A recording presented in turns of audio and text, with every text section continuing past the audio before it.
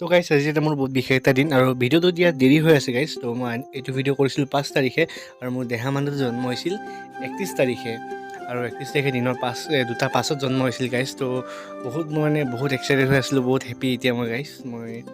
আৰু আমি আহি আছিলোঁ ঘৰলৈ। এনেকৈ মই ভাবিছোঁ কিনো মেডিকেলত ভিডিঅ' কৰি থাকিম, ব্লগ কৰি থাকিম। সেইকাৰণে গাইছ ভাবিলোঁ এটা ভিডিঅ' কৰি ৰাখি থৈ দিওঁ অহা সময়ত, যেন সি ডাঙৰ হ'লে চাব পাৰে ইউটিউবত। তো গাইছ আপোনালোকে দেখিব পাইছে আহি আছোঁ আমি ঘৰলৈ গাইছ, আৰু তাক দেখাই আছোঁ ৰখক গাইছ। দেহা মানুহটো এই গাড়ীখনত শুই আহিলে, গমেই নাপালে কেতিয়া ঘৰ পালে। ঘৰ অহাৰ পিছতহে চকু মেলিছে গাইছ। তো এইটো দেহা মানুহ মা লৈ আছে আৰু ৱাইফো আহিছে লগতে।